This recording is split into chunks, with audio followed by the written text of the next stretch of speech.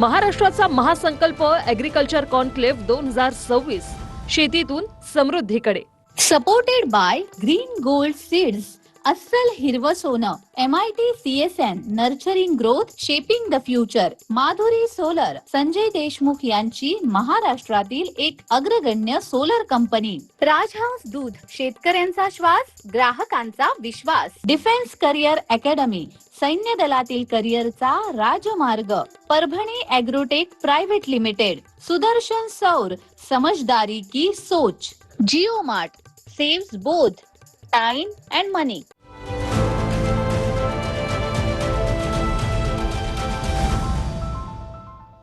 नमस्कार, मी जानवी सावंत. महाराष्ट्राचा महासंकल्प शेतीतून समृद्धीकडे 2026 या विशेष कार्यक्रमात आपलं स्वागत. महाराष्ट्राचा महासंकल्प शेतीतून समृद्धीकडे या विशेष परिषदेत दुग्ध व्यवसाय, पशुपालन आणि शेतकऱ्यांच्या आर्थिक सक्षमीकरणाच्या नव्या दिशा यावर विशेष चर्चा झाली. राजहंस दूध समूहाचे मार्गदर्शक श्री रणजित देशमुख यांनी दुग्ध व्यवसायातील आधुनिक संकल्पना, शेतकरी केंद्रित उपक्रम आणि महाराष्ट्रातील दुग्धक्रांतीच्या नव्या शक्यतांविषयी आपले विचार मांडले. दुग्ध व्यवसायातून समृद्धीकडे वाटचाल कशी शक्य आहे याविषयी श्री रणजित देशमुख यांच्याशी साधलेला हा विशेष संवाद. सर, आपलं मनापासून स्वागत. धन्यवाद. भारत आणि महाराष्ट्र याच्यात सध्या दूध व्यवसायाची काय स्थिती, तुम्ही कसं पाहता याकडे? सर्वप्रथम मी TV9 मराठी चॅनलचे आणि आपले आभार मानतो की आपण दूध व्यवसायाला आणि दूध उद्योगाला हे आज एक असं प्लॅटफॉर्म मिळून दिलेला आहे. आणि TV9 चॅनल हा ग्रामीण भागामध्ये प्रत्येक घराघरामध्ये पोचलेला हा चॅनल आहे. त्याच्यामुळे खूप मोठं व्यासपीठ आमच्या या दूध उद्योगासाठी आज खरं तर मिळालेलं आहे. दूध व्यवसायाची किंवा दूध उद्योगाची जर आपण व्याप्ती बघितली तर भारत देश हा जगातला सर्वात जास्त दूध निर्माण करणारा आपला देश आहे. आपण नंबर 1ला आहे आणि 25% जगाच्या उत्पादन हे फक्त भारतामध्ये होतं. म्हणजे यावरनं आपल्याला त्याची व्यापकता खऱ्या अर्थाने आपल्याला लक्षात येईल. जवळजवळ 8 कोटी शेतकरी यामध्ये त्यांना रोजगार त्यामध्ये मिळतो. आणि जर आपण GDPचा विचार केला, भारताच्या GDPच्या 5% हा वाटा हा फक्त दूध उद्योगाचा त्यामध्ये त्या ठिकाणी आहे. ॲग्री GDP जी असती, ॲग्री GDPच्या 25% वाटा हा दूध व्यवसाय उद्योगाचा त्यामध्ये आहे. म्हणजे यावरनं आपल्याला लक्षात येईल की किती व्यापक हा व्यवसाय आहे. सोप्या भाषेत जर सांगायचं तर आपलं धान्य आहे, कडधान्य आहे, साखर आहे, हे सर्व एकत्र केलं आणि एका बाजूला दूध धंदा ठेवला तर दूध धंदा मोठा आहे. म्हणजे यावरून आपल्याला लक्षात येईल. आणि महाराष्ट्राचा जर आपण विचार केला, महाराष्ट्रामध्ये जवळजवळ 2 कोटी लिटरचं आपलं उत्पादन त्या ठिकाणी आहे. महाराष्ट्र हा देशामध्ये 5व्या ते 6व्या नंबरला आपण उत्पादनामध्ये आहोत. पहिले उत्तर प्रदेश राज्य येते, नंतर राजस्थान आहे, मध्य प्रदेश आहे, गुजरात आहे आणि मग महाराष्ट्राचा नंबर लागतो आणि आंध्र प्रदेश हे राज्य आहेत. आणि महाराष्ट्रात देखील जवळजवळ 1.5 कोटी कुटुंब या व्यवसायाशी त्यामध्ये जोडलेले आहेत, लोक त्यामध्ये जोडलेले आहेत.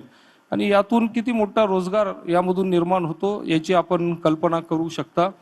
खरं तर आणि सर्वात महत्त्वाचं म्हणजे यामध्ये जो शेतकरी इन्व्हॉल्व आहे, हा शेतकरी हा मार्जिनल फार्मर ज्याला आपण म्हणतो, हा अल्पभूधारक आहे, हा भूमिहीन शेतकरी आहे, हा शेतमजूर आहे, ज्याच्याकडे जमीन नाही, कमी शेती आहे, असा 25% वर्ग हा या दूध व्यवसायामध्ये आहे.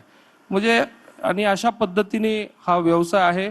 पण आमची कायम दूध व्यवसायातले किंवा दूध उद्योगातल्या मंडळींची आमची कायम एक खंत असते की आमच्या दूध उद्योगाकडे तेवढं कायम दुर्लक्ष होत राहिलेलं आहे. कायम कुठलंही सरकार असेल, मीडिया असेल किंवा जनरल मी त्या ठिकाणी बोलू शकतो की कुणी असलं तरी दूध व्यवसायाकडे फार लक्ष कमी असतं. व्यापकता आपण लक्षात घेतली, किती मोठा हा व्यवसाय आहे, मात्र कायम दुर्लक्षित राहिलेला हा व्यवसाय आहे. आणि दुसऱ्या बाजूला आमचा साखर धंदा आहे, साखर कारखानदारी आहे, ही कायम चर्चेत असते. आपण बघितलं कुठली कायम तुम्ही TV ला बातम्या बघत असताल, कायम ते मिटिंगा चालू असतात. एक तर बातमी कायमची फिक्स असती, साखर कारखानदारी अडचणीत. हे 12 महिन्यातले 8 महिने तर हीच बातमी चालतच असते त्यामध्ये. आणि कुठल्याही पेपरला घ्या, कुठल्याही चॅनलला घ्या, दर 2-3 दिवसांनी काहीतरी साखरेवरती काहीतरी चर्चा असती. ती VSI ला मिटिंग झाली, इकडं बैठक झाली, तिकडं चर्चा झाली, सरकारने मिटिंग घेतली. पण दूध धंद्याच्या बाबतीत आपण किती बातम्या ऐकतो टीव्हीला, आपण स्वतःच आपण लक्षात त्या ठिकाणी घेऊ शकता. कारण की वर्षातून 1-2 ऐकत असेल, जेव्हा दूध जास्त होतं, आंदोलन होतात, दूध रस्त्यावर ओतायला लागतं, तेवढे 1-2 बातम्या वर्षातून 1-2दा येत असतील. भाव वाढले की भाववाढीची बातमी असेल, अशा 2-3 बातम्या वर्षातून लागतात. पण त्या व्यतिरिक्त दूध व्यवसायाकडे अजिबात त्या ठिकाणी दुर्लक्ष केलं जातं आणि ही खंत कायम आमच्या मनात, दूध उद्योग करणाऱ्या लोकांच्या मनात कायम त्या ठिकाणी असते. सर, आपण म्हणतात ते अगदी खरं आहे की साखर उद्योग आणि दुग्ध व्यवसाय याचं जर का आपण तुलना करायची म्हणली तर साखर उद्योगाला नेहमीच प्राधान्य दिलं असं आपलं म्हणणं आहे. पण दुग्ध व्यवसाय हा जोडधंदा म्हणून पाहिला जातो म्हणून असं होतंय का? हे चित्र बदलण्यासाठी काय करावं लागेल? नाही, आता मी सांगितलं की दूध व्यवसायाची व्याप्ती किती मोठी आहे. साखर धंदा जर तुम्ही बघितलं तर GDPच्या 1% कॉन्ट्रीब्युशन साखर धंद्याचे, दूध धंद्याचं 5% कॉन्ट्रीब्युशन मी तुम्हाला सांगितलं. आज जर साखर धंद्यात किती लोक आहेत तर 5 कोटी रोजगार त्यातून मिळतात. दुसऱ्या बाजूला दूध धंदा आहे, 8 कोटी त्या ठिकाणी रोजगार त्या ठिकाणी आहेत. त्याचबरोबर सर्वात महत्वाचा म्हणजे जो फरक आहे, दूध उद्योगामधले आमचा जो फार्मर आहे मार्जिनल फार्मर आहे, अल्पभूधारक आहे. दुसऱ्या बाजूला साखर धंद्यातला जो शेतकरी आहे, ज्याच्याकडे स्वतःची चांगली जमीन आहे, मोठी जमीन आहे, ज्याच्याकडे मुबलक पाणी आहे, तो या साखर धंद्यामध्ये आहे. हा काही छोटा शेतकरी नाही आहे. म्हणजे याच्यावरून आपल्याला खरं तर लक्षात येईल आणि म्हणून कायम दूध धंद्यावर थोडं जास्त लक्ष देण्याची गरज त्या ठिकाणी आम्हाला वाटते. आता आपण आधुनिक शेतीबद्दल बोलतोय. या आधुनिक शेतीमध्ये दुग्ध व्यवसायाला नेमकं काय स्थान आहे, त्यामध्ये तरुणांना काय संधी तुम्ही सांगू शकाल?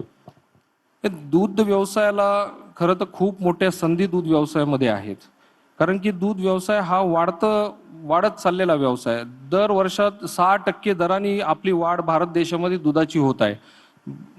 जगाचं जर आपण ॲव्हरेज बघितलं तर 3% ते वाढतंय, पण भारतात 6% वाढते. आणि याला कारण आहे की दुधाचे जे दुग्धजन्य पदार्थ आहेत, ज्याला आपण व्हॅल्यू ॲडेड प्रोडक्ट म्हणतो किंवा बाय प्रोडक्ट म्हणतो, याची मागणी प्रचंड वाढत चाललेली आहे. दिवसेंदिवस त्याची मागणी वाढत चाललेली आहे. आज आपण बघतो आपल्या आहारामध्ये पनीर असेल, चीज असेल, बटर असेल, ताक, दही, लस्सी, याचं आहारामध्ये आपल्या प्रमाण वाढत चाललेलं आहे. आपण कुठल्याही हॉटेलला गेलो, रेस्टॉरंटला त्या ठिकाणी गेलो तर आपण बघतो की पिझ्झा असेल, बर्गर असेल, काही जरी घेतलं तर त्यामध्ये चीज आहेच आहे. बटरचा वापर मोठ्या प्रमाणावर, कुठली आपण भाजी ऑर्डर केली तर त्यामध्ये पनीर त्यामध्ये आहेच आहे. त्याच्यामुळं मागणी खूप वाढत चाललेली आहे. प्रचंड त्यामध्ये स्कोप दूध धंद्यामध्ये त्या ठिकाणी आहे. आणि दूध धंदा कसं आहे, दूध हे कम्प्लीट आहार आहे, म्हणजे ज्याला आपण कम्प्लीट फूड देखील दुधाला म्हणलं जातं, एक परिपूर्ण आहार.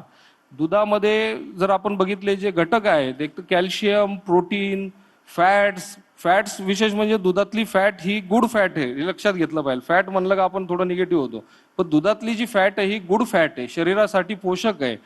विटॅमिन्स आहे, विटॅमिन A आहे, विटॅमिन D आहे, B12 आहे, सेलेनियम आहे. जे शरीराला वाढीसाठी किंवा शरीराच्या गरजेच्या गोष्टी आहेत, सगळे मिनरल्स आहेत, हे सर्व दुधामधून मिळतात. आणि म्हणून दूध हे कायम एक परिपूर्ण अन्न किंवा कम्प्लीट फूड दुधाला म्हणलं जातं. आजकाल थोडासा बदल होत चाललेला आहे. आता काही डॉक्टर मंडळी, आमची डायटिशियन मंडळी सांगतात की दूध शरीरासाठी चांगलं नाहीये, असा थोडा प्रचार चालू असतो. पण मला वाटतं की दूध हा शरीरासाठी आपल्या अतिशय आरोग्यासाठी चांगलं आहे. कारण की आपण लहानपणीपासून दूध खात आलेलो आहोत. आपण इथं सगळे बसलेले असतील हॉलमधले, सगळ्यांना कुणाला जर विचारलं, प्रत्येक जण म्हणाल मी दूध पिऊनच आज मोठा झालेलो आहे. आणि असं असताना आपण शरीरासाठी चांगलं नाही असा जो प्रचार होतोय हा चुकीचा आहे. आपले जुने जे लोक असतील, आपले आजी असतील, आजोबा असतील, आपले घरातले मोठे असतील, हे कायम सांगत आलेले, दूध पीत जा, दही खात जा, ताक खात जा, पीत जा, लस्सी पीत जा, हे सांगत आलेले आहेत. त्याच्यामुळं दूध काही हे चुकीचं नाही. कुठल्या सोर्सनी दूध आपल्यापर्यंत येतंय हे बघणं त्यामध्ये महत्वाचं आहे. दूध हे काही शरीरासाठी हानिकारक नाहीये.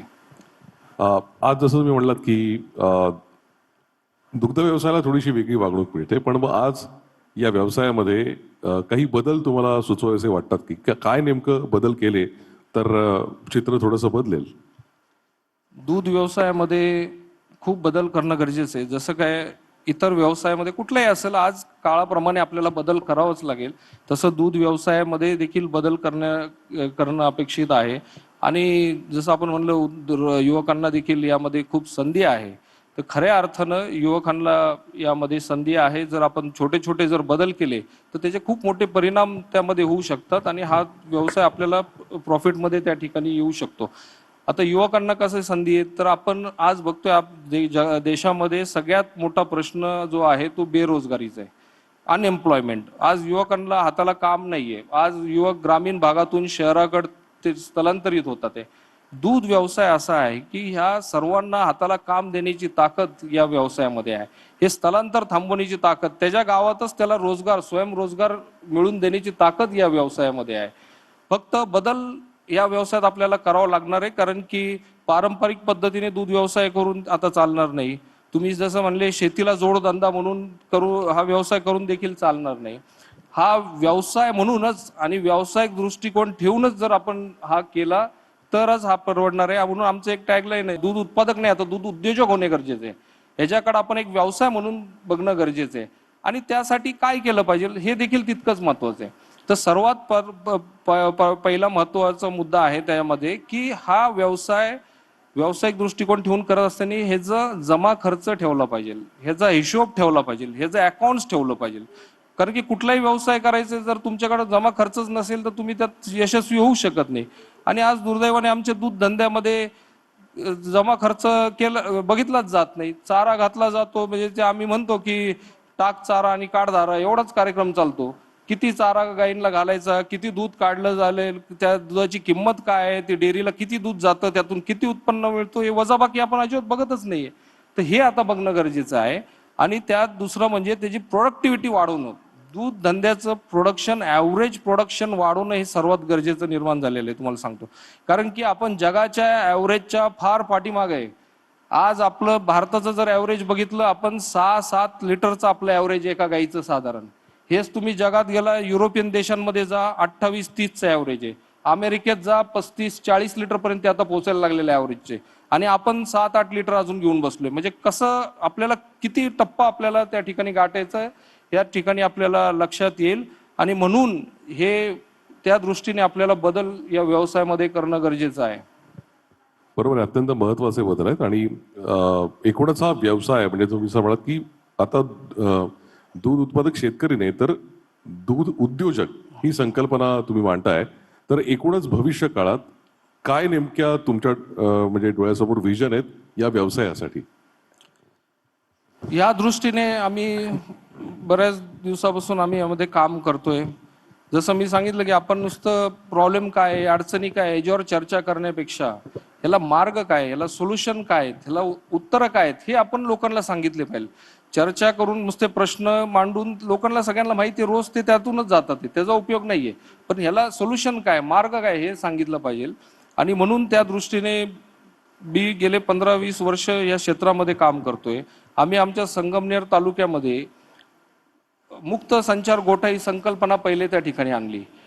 यामध्ये मी बघितलं की परदेशात जेव्हा गेलो सगळ्या गायी मला मुक्त बघायला मिळाल्या, सगळ्या मोकळ्या होत्या.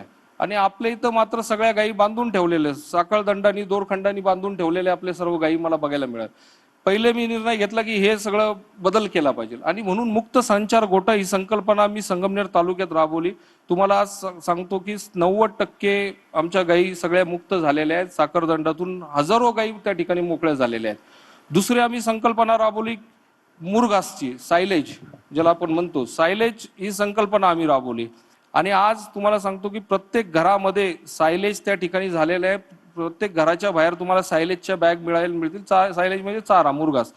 प्रत्येक घराच्या बाहेर तुम्हाला बॅग मिळायला मिळतील. आणि ह्या 2 आमच्या योजना इतक्या क्रांतिकारी ठरल्या की राज्यामध्ये आज संगमनेरमधून या योजनांची सुरुवात होऊन आज संपूर्ण राज्यामध्ये या दोन्ही संकल्पना यशस्वीपणे त्या ठिकाणी पोहोचल्या. आणि शेतकऱ्याचं यामध्ये खूप मोठं दूध उत्पादनही वाढलंय, त्यामध्ये फायदाही त्या ठिकाणी वाढलेला आहे.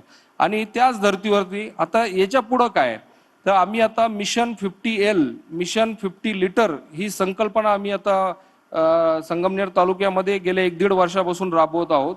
यामध्ये मिशन 50 लिटर म्हणजे शेतकऱ्याच्या दारामध्ये 50 लिटर दूध देणारी गाय निर्माण करायची, हे आमचं मिशन आहे, हे आमचं टार्गेट आहे. आणि त्या दृष्टीने आम्ही काम करतोय. शेतकऱ्यांना त्या संदर्भात मार्गदर्शन आम्ही करतोय.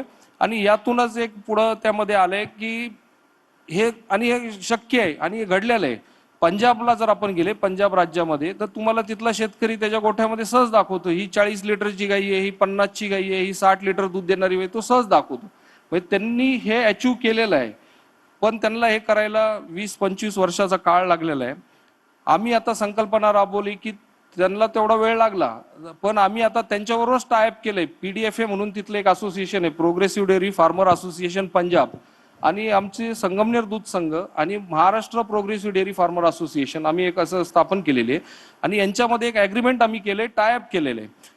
जे त्यांना अनुभव तिथं त्यांनी घेतला, त्यांना शिकायला लागलं, वेळ लागला, चुका करत गेले, मग त्यात बदल करायला लागले, प्रयोग करत गेले, हे सर्व करत त्यांना 20-25 वर्षाचा काळ निघून गेला. तर आता आम्ही त्यांच्या ज्या रेडीमेड ज्या संकल्पना आहेत, त्यांचा जो अनुभव आहे, त्यांचा जो नो हाऊ आहे, त्यांचं जे नॉलेज आहे, ते आता आम्ही त्यांच्याकडनं या ॲग्रीमेंटच्या माध्यमातून आम्ही आता घेतोय आणि आमच्या शेतकऱ्यांपर्यंत ते पोहोचवणार आहे. आणि म्हणून त्यांना जो 20-25 वर्षाचा जो काळ लागलेला आहे, तो आम्हाला 7-8 वर्षामध्ये आम्हाला ते अचीव करायचं आहे. आणि मला खात्री आहे, तुम्हाला सांगतो की पुढच्या 7-8 वर्षामध्ये दूध धंद्याचं संपूर्ण चित्र बदललेलं असेल आणि तुम्हाला आपल्या राज्यात देखील 40-50 लिटर दूध देणाऱ्या गाई शेतकऱ्याच्या दारात बघायला मिळतील. एक शेवटचा प्रश्न, ज्या तरुणांना दुग्ध व्यवसायात यायचं आहे त्यांच्यासाठी काही खास टिप्स किंवा काही मार्गदर्शन? मी जसं मगाशीच आपल्या प्रश्नाला उत्तर दिलं की यामध्ये तरुणांना खूप संधी आहे. बेरोजगारीचा सगळ्यात मोठा प्रश्न आहे, तो सोडवण्याची ताकद या व्यवसायामध्ये आहे. फक्त आपल्याला प्रोडक्टिव्हिटी, उत्पादन आपल्याला त्यामध्ये वाढवायचं आहे. आणि आपल्याला आज आमचा तरुण आहे 20-30 लिटर दूध डेअरीला त्या ठिकाणी घालतो. त्याचं अर्थकारण बघितलं तर काही हजारामध्ये त्या ठिकाणी असतं आणि त्याच्यामुळं अर्थकारणही तेवढं स्ट्रॉंग नाही आणि त्याला समाजामध्ये मान सन्मान देखील तेवढा मिळत नाही.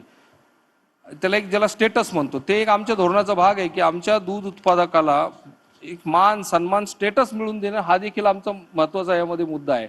कारण की आजची समाजाची आपण जर परिस्थिती बघितली, आता एक वेगळं थोडंसं उदाहरण मी मुद्दामच घेईल. इथं बरेच तरुण मुलं बसलेले आहेत.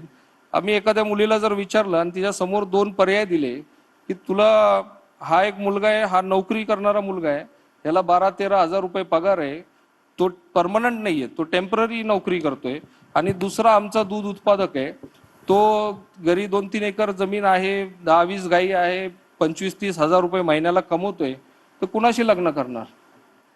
तर काय उत्तर येईल आता तुम्ही सांगा ना. ते साहजिक आहे, ते म्हणणार की नोकरीवालाच मुलगा मी लग्न करते. ही परिस्थिती समाजाची आत्ताची सत्य स्थिती आजची समाजाची आहे आणि ही आम्हाला बदलायची आहे. तुम्हाला सांगतो की आम्हाला तरुणांना एक स्टेटस, मान सन्मान दूध उत्पादकांना यामध्ये मिळून द्यायचं आहे आणि त्या दृष्टीने आम्ही हे काम खऱ्या अर्थाने करतोय. आणि यामध्ये आपण पंजाबचं उदाहरण मी मुद्दाम जाणीवपूर्वक या ठिकाणी दिलं, कारण की पंजाब मधला आज दूध उत्पादक आहे, तो कमर्शियल डेअरी फार्मिंग करतोय. त्याच्याकडे आज 100 गाई, 200 गाई, 500 गाईपर्यंत तो पोहोचलेला आहे.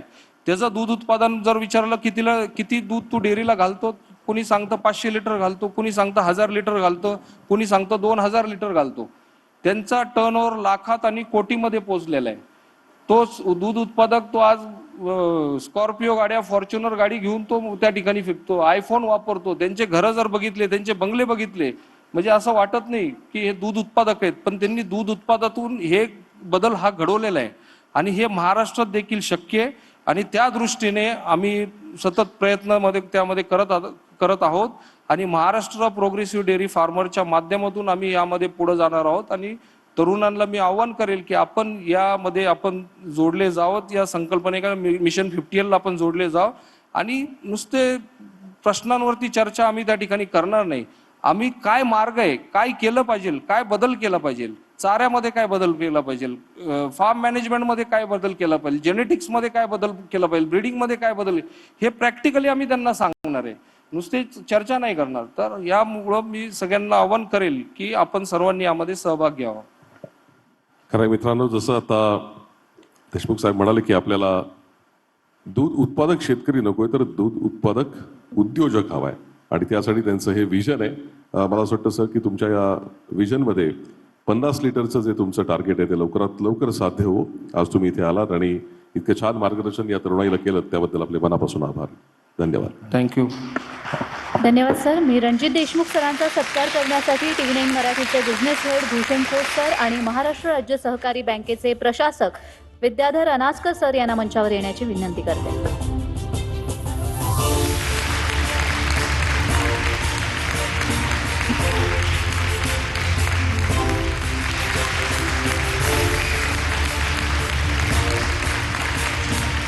महाराष्ट्राचा महासंकल्प शेतीतून समृद्धीकडे या विशेष कार्यक्रमात आता वेळ झालीये इथेच थांबण्याची. तुम्ही कुठेही जाऊ नका. पाहत रहा TV9 मराठी.